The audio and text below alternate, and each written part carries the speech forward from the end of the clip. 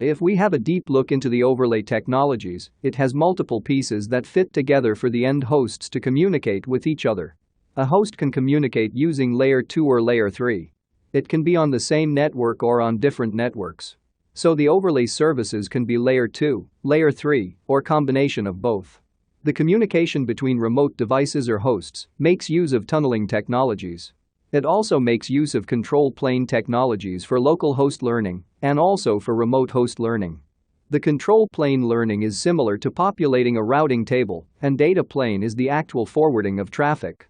The data plane has to deal with traffic types like unicast, multicast, and broadcast, often referred to as BUM traffic. Underlay transport is made of IP routing.